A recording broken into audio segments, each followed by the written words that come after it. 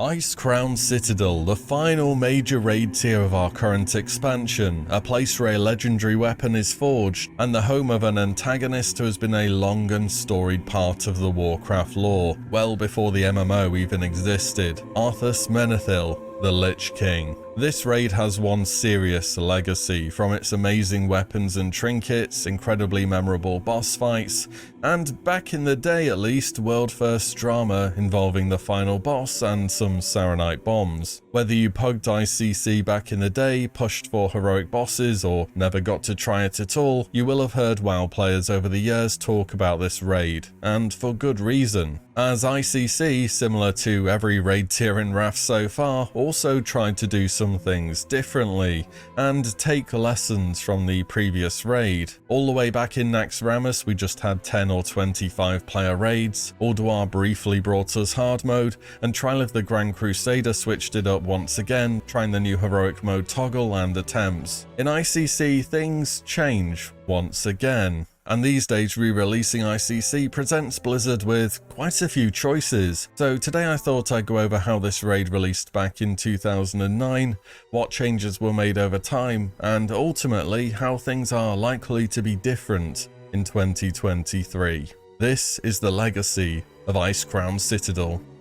It's December 8th, 2009. There is a wintry chill in the air as the foreboding gates of Wrath's final raid open for the first time ever. Immediately though, even the most accomplished guilds are met with new challenges. First of all is that ICC has a zone-wide debuff called Chill of the Throne. This reduces allies' dodge chance by a massive 20%. Those players who've been raiding for some time were familiar with this though. The Sunwell had something very similar called Sunwell Radiance, except that was a lot worse because it also increased enemies' chance to hit by 5%. This was the second expansion in a row where Blizzard did a whoopsie with tank mitigation stat scaling and had to dial it back via a debuff in the final raid. Remember how tanks entered the Sunwell and then had to go and break all the mitigation gear out of the bank and tell the DPS not to ignore their threat meters? I'm not sure it will be that noticeable in ICC, but your tanks are in for a rough time on some fights. What top guilds found out back then is also that, well, not all of the content was available. And just to be clear, I am only talking about normal mode here.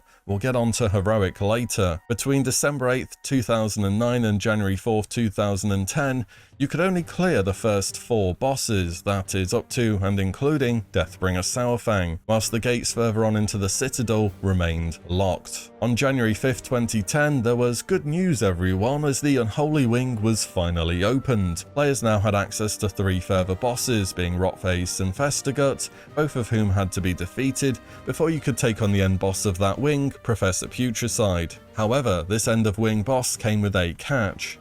The attempt system from Trial of the Grand Crusader had made a return, and on the first 2 resets of the Unholy Wing, you only had 10 attempts at Putricide before he would despawn for the week. 2 weeks after the Unholy Wing was opened, on January 19th, the Blood Wing was also made available, adding Blood Council as well as Blood Queen Lanethel to the raid. Similar to Putricide, Lanethel also had limited attempts, and between these 2 end-of-wing bosses, players now had a shared 15 attempts to get them both down. A further 2 weeks later, on February 2nd, 2010, the Frostwing as well as the Lich King fight himself were introduced into the game. The attempt system was updated once again. Now you had a shared 20 attempts between Professor Putricide, Blood Queen Lanethel, Sindragosa, and the Lich King each week. Keep in mind that you could do the 3 wings in any order at this point in time, but all 3 end-of-wing bosses had to have been defeated before you could challenge Arthas. So by this point, we're about a whole 2 months into the raid tier before you can even fight the Lich King at all. Oh, and by the way, in order to start a heroic ID for ICC,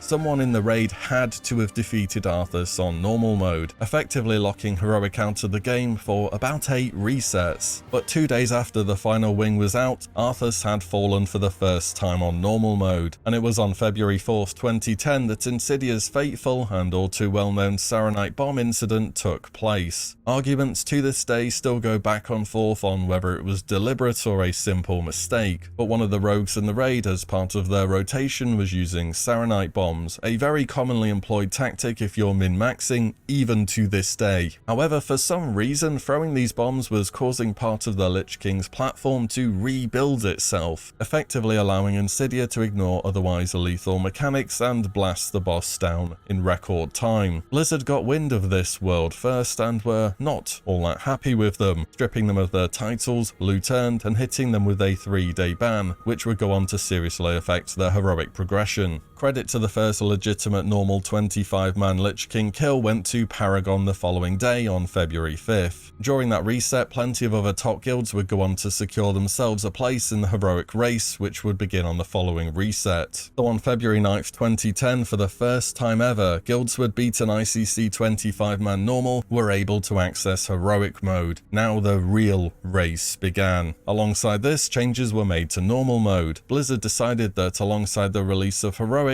attempts in normal now only served as a barrier to guilds who would otherwise probably find some success during the early heroic bosses. Because of this, they entirely removed attempts on the normal difficulty of ICC. And you could very well argue that certain early bosses on heroic were in fact easier than later ones on normal. I mean, who didn't do a loot ship heroic run weekly back in the day? It was, well, free loot. Heroic, however, would keep the attempt system in place, and during its first reset it worked exactly how it used to in normal.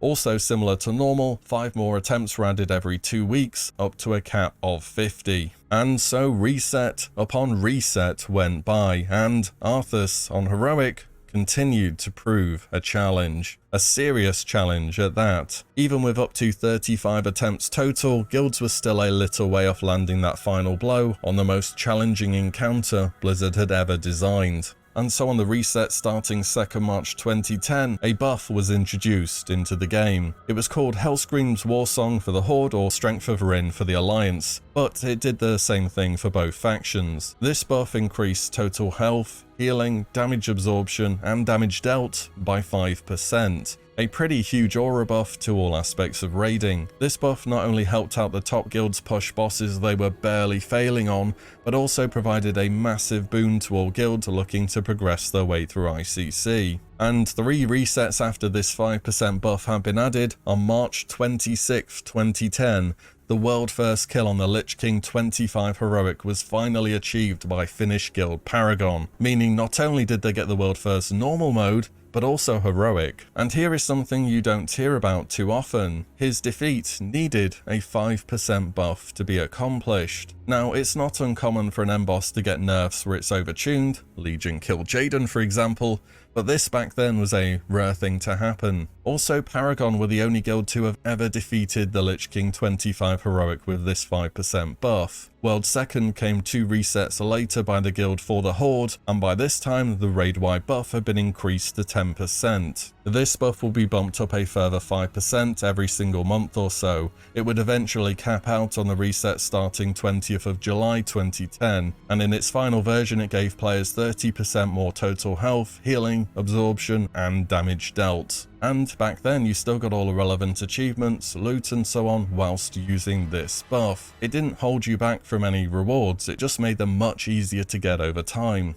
And in case you're wondering, there was the Ruby Sanctum 2 which opened on June 30th, 2010 and it was cleared on the same day on Heroic. This was another factor that started to make ICC easier due to it dropping a whole bunch of very powerful items, particularly trinkets. And then Cataclysm would come out on the 7th of December 2010, that's 5 months after Ruby Sanctum, and 6 months after the 30% buff was available in ICC. So all in all, Icecrown Citadel progress was very, very long. Not only did it start off with limited attempts on normal mode, it staggered boss releases and locked heroic mode behind defeating the final boss on normal. Over time, Blizzard toned the raid down by removing attempts from normal, extending attempts on heroic, introducing the raid-wide buff, and finally by releasing the Ruby Sanctum. So that's a bit of information for you about this raid, but how should Blizzard handle things these days? I can tell you right now there's no way we are waiting 2 months before we can do heroic. You may remember back in the Sunwell that raid was actually supposed to have staggered boss releases too if it was going to match how it was originally.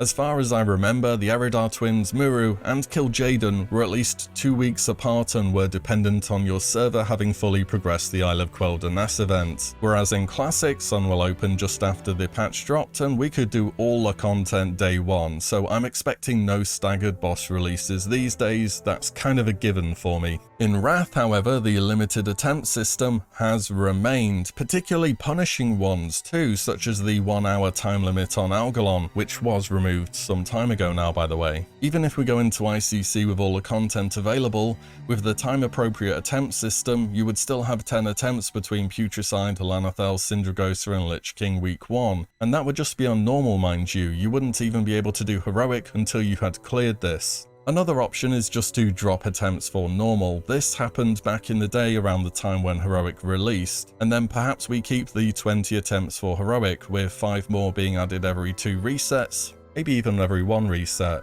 Alternatively, you could just have 50 attempts right from the get-go, but is that so many attempts where the number just doesn't matter anymore? Part of what makes attempts matter in Trial of the Grand Crusader are the rewards attached to it, particularly the 272 cloaks from a 50/50 run, and the bonus regalia from 45 or above. Also, there are 2 big problems with attempts, which is why Blizzard didn't do them again, by the way. Number 1 is that if you're in a try-hard guild, your GM is going to make you PTR the raid a lot to ensure that when the content drops, you aren't failing a lockout for the week. And these days we have a lot more hardcore players, so if you want attempts, I hope you like the PTR. The second issue is practice runs on geared alts before logging onto your main to attempt a boss. I think I can say these days many of us play more than one character. Wrath of the Lich King really does throw gear at you, so your alts are more than likely to be practice fodder with limited attempts. ICC was PTR back in the day as well, by the way. I don't know to what extent, I couldn't find anything online, but when it re-releases I'm sure it's going to be PTR'd again. And yes, you can always use other environments to create your own PTR, but timings, interactions, that kind of stuff, they're always different on Blizzard servers. Personally, I think you just don't bother with attempts these days. Hardcore guilds will find ways to circumvent it, and I don't know if attempts will really be impactful to other guilds. Will people really be wiping 50 times a week? These aren't short fights or short runbacks like you had with Muru in the Sunwell. Back in the day as well, they had 1 entire year of ICC being current content from its release to Cataclysm. We might have half of that, maybe a little bit more. I'd just let people play the game themselves and judge for themselves whether it's too hard and they want to come back next reset or not. What is going to matter a ton more is that aura-wide buff. I think it's safe to say these days that our world first Lich King 25 heroic is not going to need a 5% buff to be done week 1. Let me take that back, day 1. World first guilds these days have ridiculous class stacking as well because we know what works so well. It's going to be a really lore friendly moment when about 10 DKs walk up to take their revenge on Arthas for the world first kill. On top of that, the average skill level of players is much improved. We have better guides, gearing lists, we have programs to sim our upgrades, more ways to measure performance, all of that kind of stuff. Even still, if we look back a little bit, buffed Ulduar was considered hard for Classic. After 2 resets, there were under 150 kills for Yogg 0 and under 120 for Algalon. Let's just compare this to one of the last hard tiers we had in Classic, which was a pre-nerf tier 5 in TBC, where the hardest encounter, Lady Vash, had over 2,000 kills by the end of the 2nd reset. Also, Classic has typically been the more chill version of World of Warcraft raiding compared to retail. I think that starts to change with Wrath and Cata though. Things do start to become notably more difficult, but that's just how the expansions progress naturally. Also, and I'll try to find it, I remember an interview early on in Wrath, before the game had even come out, where when asked about this buff, Blizzard said they would consider adding it from the start and letting players choose what level of challenge they wanted. I'm pretty sure that's going to be everyone slams it on 30%, rolls the raid and says, wow, that was disappointing, so let's not do that. Should rewards be tied to the buffs, such as the titles for defeating the Lich King on 25 or 10 heroic, which are Light of Dawn and Bane of the Fallen King? Should there be a guaranteed invincible only on a 0 buff, similar to how Mimron's head dropped exclusively on Yogg 0? The buff could impact gear drops as well, 1 less item on 30 to 20%, usual drops on 15 to 5%,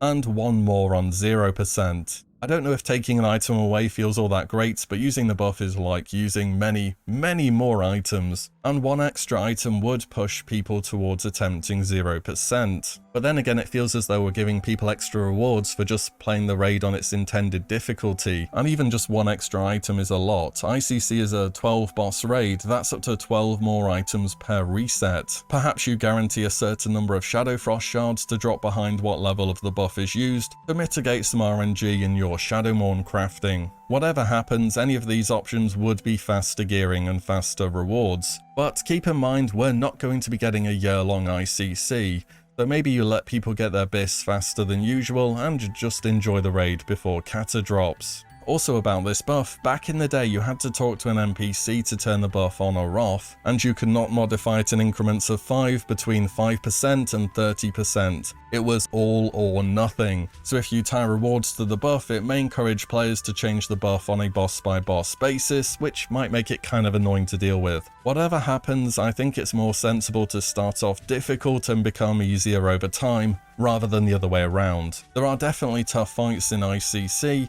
but we aren't expecting a buffed ICC similar to what we got with Ulduar. I think the majority of guilds will progress faster compared to Ulduar, even without a buff. The buff is a tricky one, but if players can get bis items while being 30% more combat effective, they will A, do it, and then B, complain they aren't being stopped from doing it. Path of least resistance and all that, it should very much be expected to happen. So have ICC start in its hardest variation, we can always make it easier later on. Maybe the buff could be considered about 1 month or so before the Kata pre-patch kicks in, or alongside the Ruby Sanctum releasing, so we can just blast the content for a while. It will be unfarmed by that point by the vast majority of guilds still raiding anyway, and it will be a good way for players looking forward to the Cataclysm to catch up and gear up a little bit. Overall, there are a bunch of important decisions for Blizzard to make here in order to re-release this well-remembered raid in a way which caters to different levels of play. I'm interested to see what they choose to do, and very much hopeful that it makes sense. What do you reckon there is for staggered bosses, attempts, and the buff? How does your ideal ICC look in Classic?